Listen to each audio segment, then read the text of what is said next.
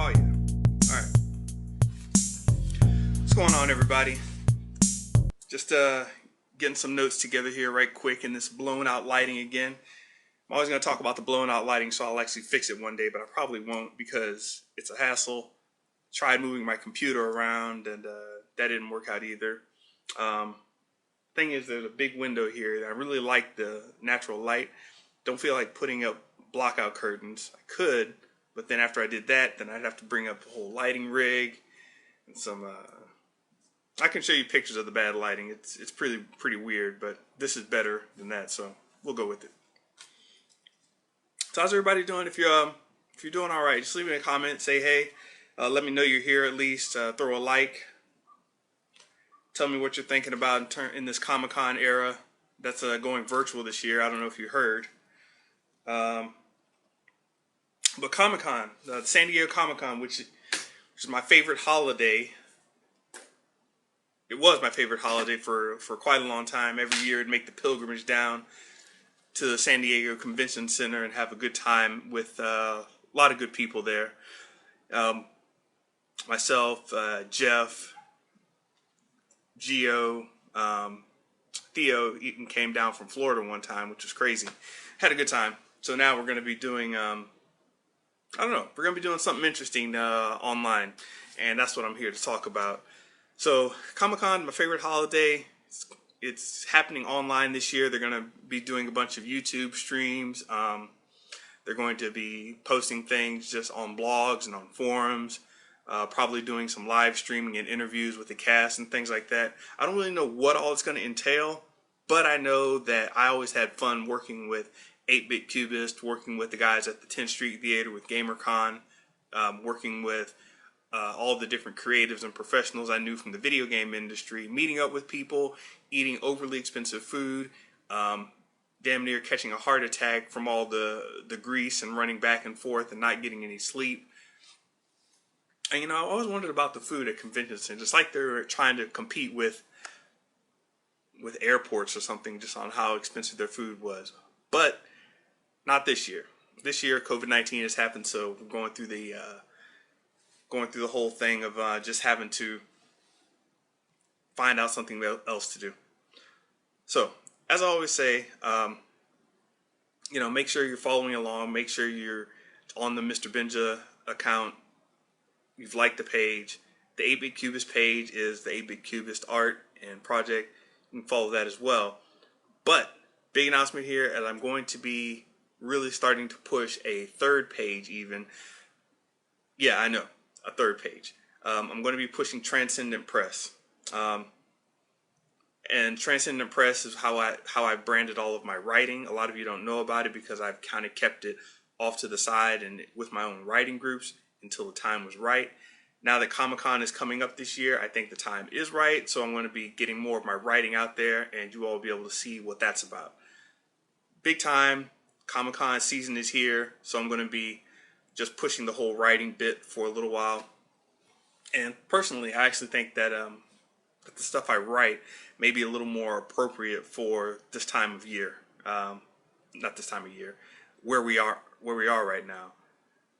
People are cooped up and getting a little stir crazy inside. So having stories for them to read, I think that'll be beneficial to a lot of people. So I'm going to get some of that out there. And once again, if you're in the comments, if you're watching right now, make sure you put in a hi, wave to me, throw an emoji, say how you doing, let me know what's going on, anything you want to talk about really quickly. I think I'll stay on here for about a half hour maybe. The hour ones, people jump in and jump out, but I like the half hour. Anyway, have any of you ever been to a con before? I know that it was something I always did when I started moving down.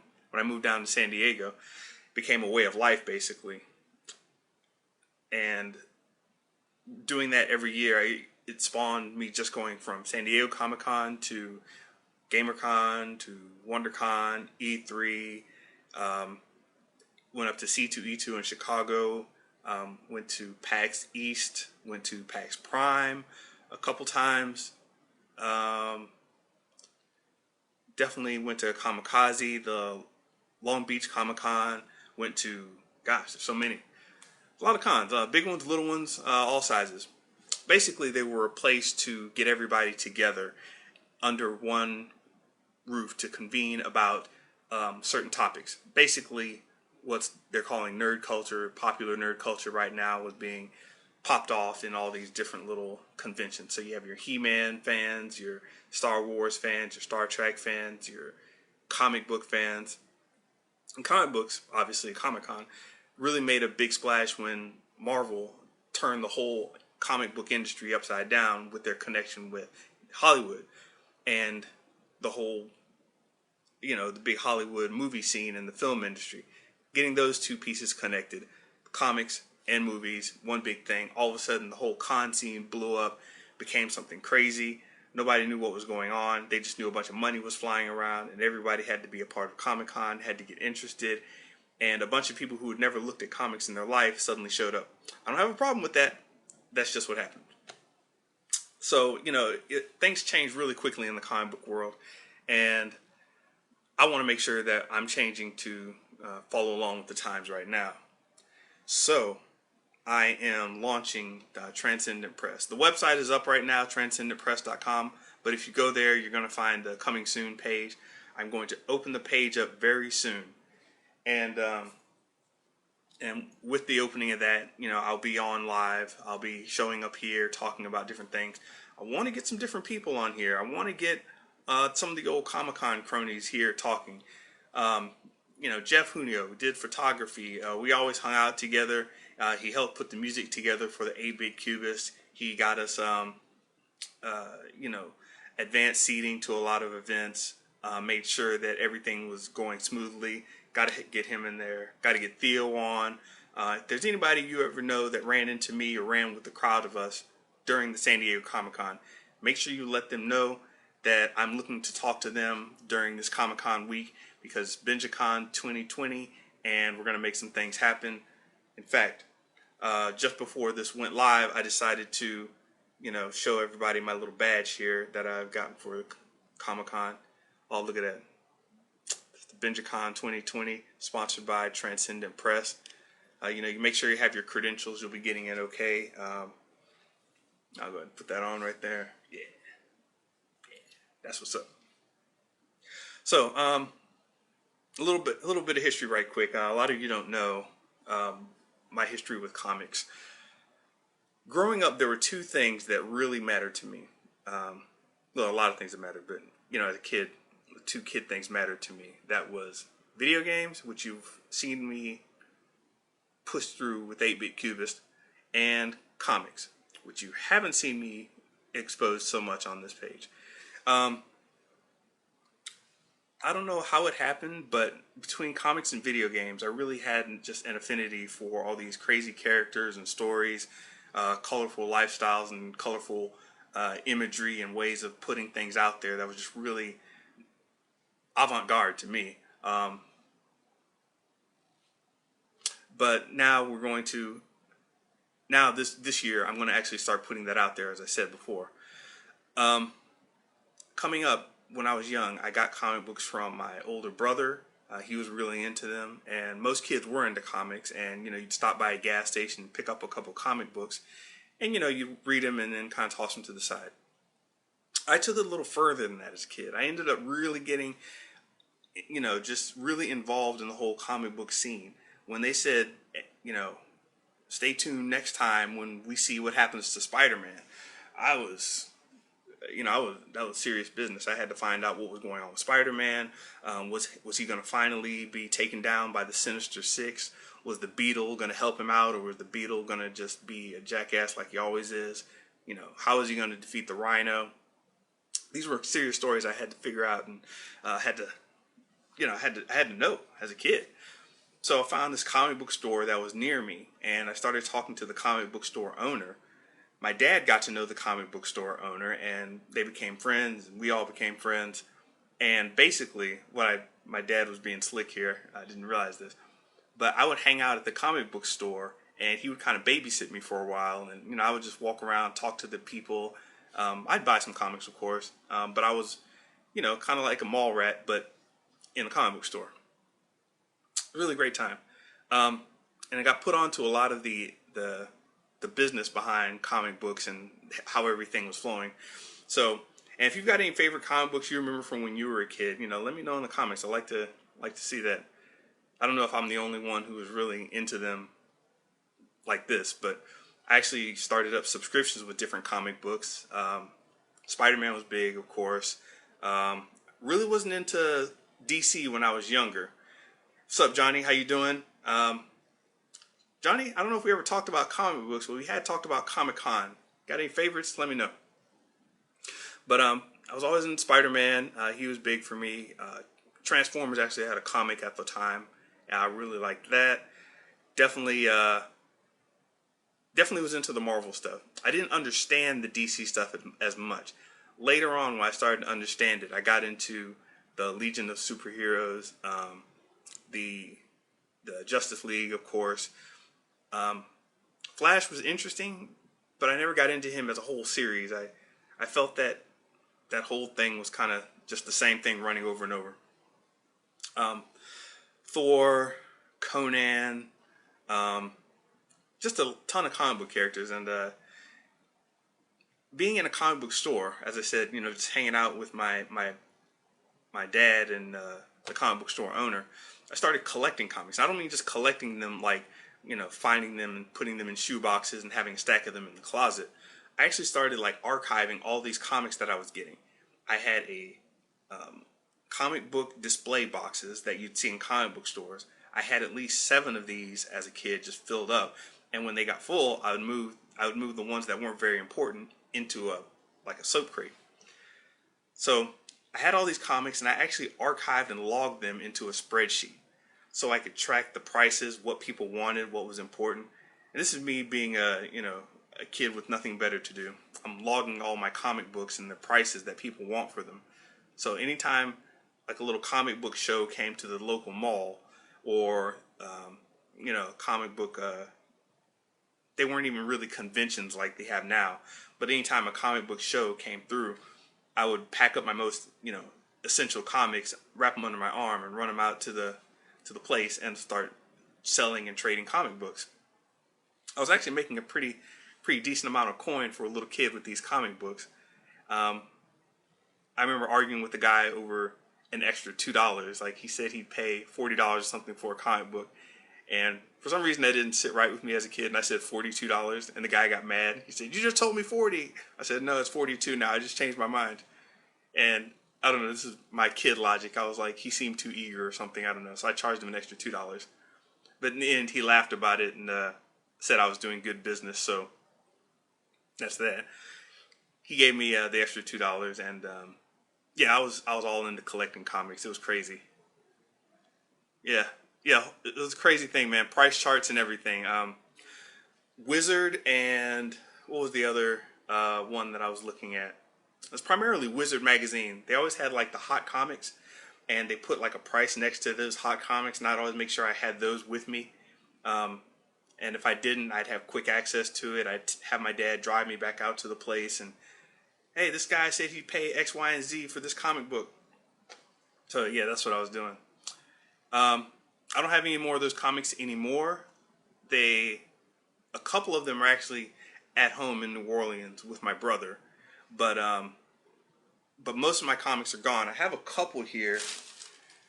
Let's see what I have in terms of comics still. I'm doing this to show my comic book cred, I guess. If you never rolled with me during Comic-Con, we never got to talk about this high level stuff. Oh, and I will be letting a bunch of you into my Facebook group where I've been talking about hero movies, because that's the place where you do that. But a friend gave me a bunch of Witchblade comics. I don't know why anybody would intentionally read Witchblade to this degree. It's a really cool comic, but you just don't meet that many people who are all into Witchblade like that. But yeah, so people still sense the vibe on me if they can just come out of nowhere and say, "Hey, you look like you like comics. Here's a box of Witchblade comics." And I'm also later on in the game, I started on the manga tip, so I definitely have some some old anime magazines. And if you're wondering why I still keep these around, even though I really don't read the physical copies that much, read digital now if I do read anything, it's because the collaging I was doing. A lot of the collages, I put comic book backgrounds and things in them. Really cool stuff. Hey, Johnny, baseball cards. Baseball cards are really cool, man. I definitely dug baseball cards. I didn't really get into baseball, so it was football cards and Marvel cards. Yeah, pretty much football and Marvel. But no, that whole scene's a different thing. In fact, baseball cards are on the up and up right now. I don't know if you've gotten any that you're trading around or trying to do anything with, but the whole sports cards thing is coming back somehow. Maybe Gary V did that entirely by himself just by talking about it enough.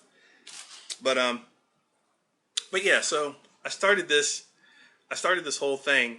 Yeah, totally. Check it out. I'll point you to some of the new sports cards resources. It's pretty out of control.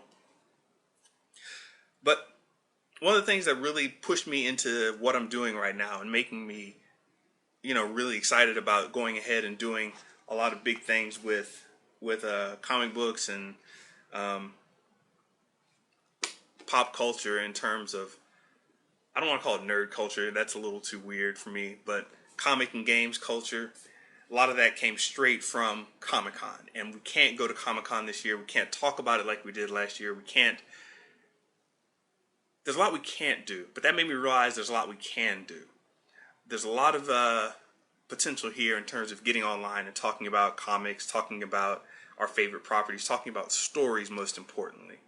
I also just found my copy of V for Vendetta, the actual graphic novel here. Really good stuff if you haven't checked it out, the movie or the graphic novel. But yeah, nerd culture, everybody likes to just throw that around. I guess to avoid confusion, I'll say nerd culture, but comics, games.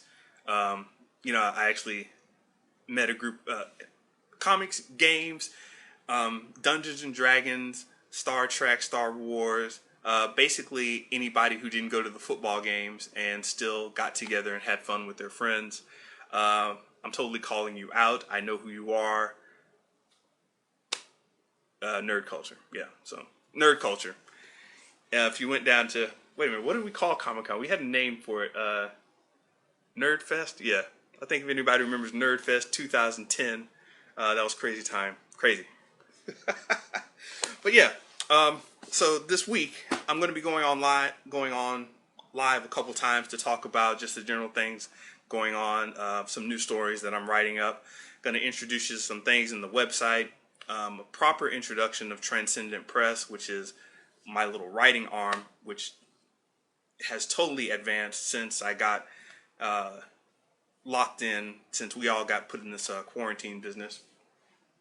In fact, got some posters that I'm going to be making up, and here's one of them. You can kind of see that graphic style that I used there is reminiscent of some of the stuff you started seeing me do early on in the with my 8-bit art, but it really wasn't 8-bit. It was just video game characters kind of done in the style. So I'm going to be putting out some posters, some t-shirts and things. And I really just want to tell a story of Transcendent Press. And the whole Transcendent Press thing, as I said, I got my lanyard sponsored by Transcendent Press. The whole thing I wanted to do with Transcendent Press is talk about, put out stories about rising above, transcending the bullshit, maintaining your direction, going your course, getting better, and not having to deal with all this nonsense that we're seeing. So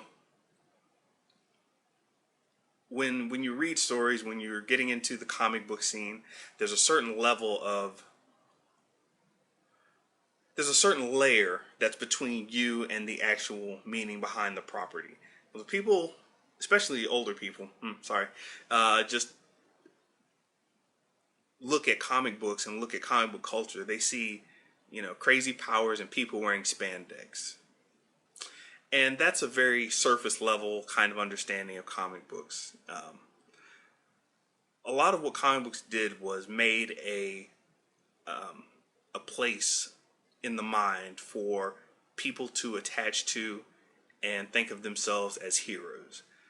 They had this whole vibe of everybody can be something, everybody has a superpower, everybody is interesting in their own right, but everybody is unique and different. And I think we're running across a part of, you know, a space and time where we need to realize that we're all unique, and we're all the same in some sense.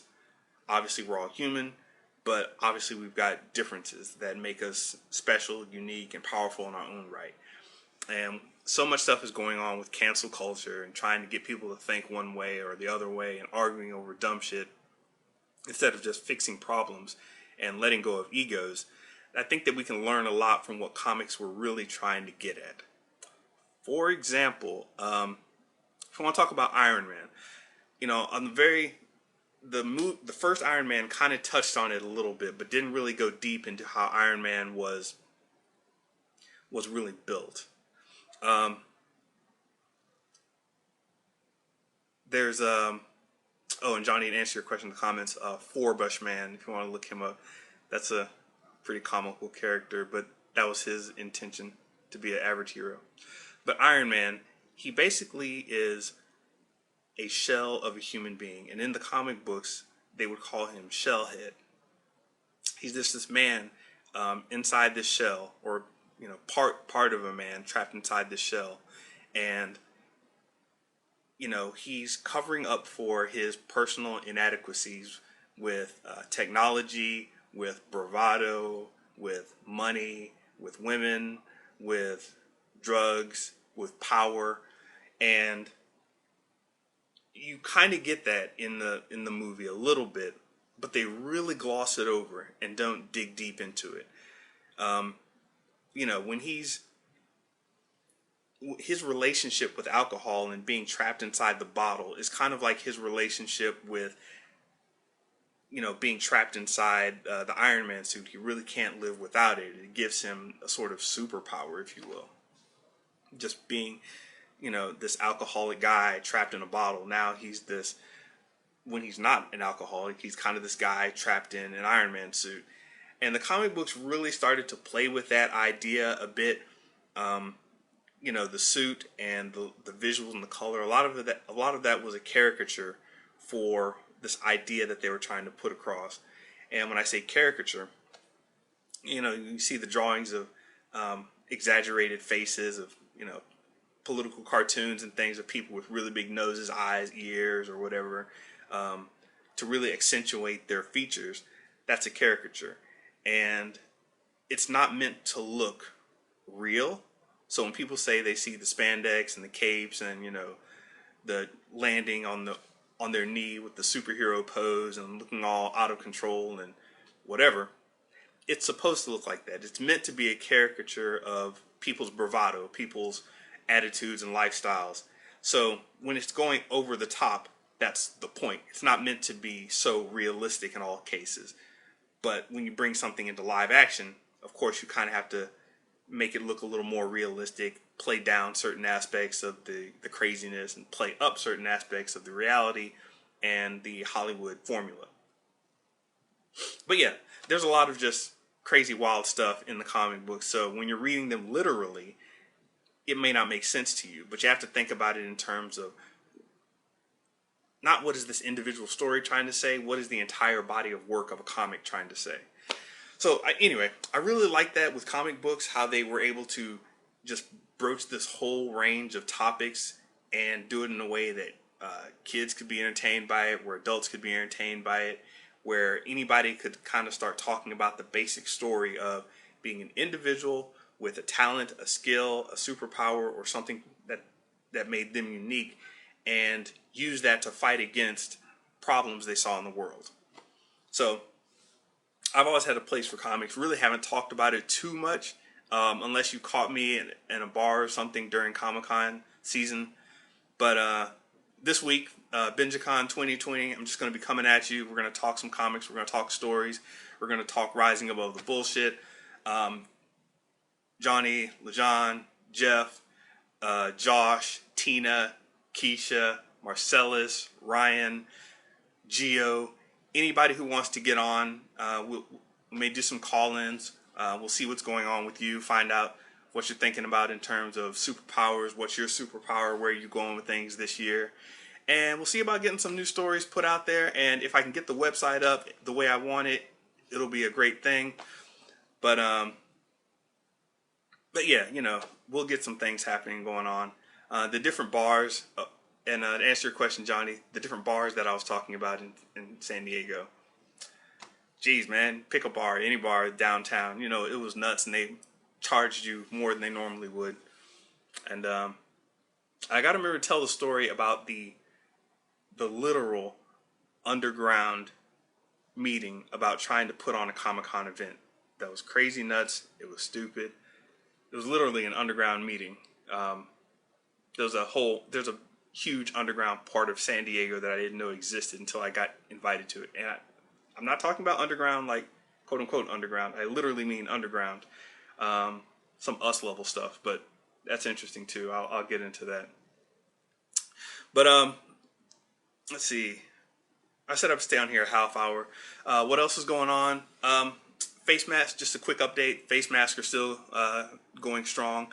Everybody should have got theirs. If they purchased for Series 2, they'll be going out this week and the end of last week. So if you haven't gotten yours by the end of next week, let me know. We'll see about that. But if you did get yours, like most of you have, I'm starting to hear some reports back. Make sure you take a picture so we can get those shown to people. Definitely want to see people out there wearing their face mask, and I think this is a pretty cool thing to do. Once again, purple salvia and the other colors, most of them are sold out so far. You know, I've got a word back from an engineer. These masks are specifically designed where you don't get carbon dioxide poisoning, so that'll be good for you guys, Johnny. Everything's going good with that. We're going to keep the projects going, so I'm going to pause for a bit before I do Series 3 of the face mask, but we are doing a Series 3. And then after that, I'm going to be doing, so it's BenjaCon next week, maybe Series 3 right after that. And then I've got some new paintings that I'm going to bring to people. A lot of people were telling me that they have nothing on their walls, like this little guy here or this guy here. So I'm doing a new little project to get some art into the walls, and art that's a little more acceptable for a normal wall, I guess. Apparently, a lot of people thought my art only belonged in the man cave or the Comic-Con room or whatever. So I've got some other art that I'm going to be putting out, some abstracts that are pretty cool. Still in the same 8-bit cubist vibe, but you'll see more of that later.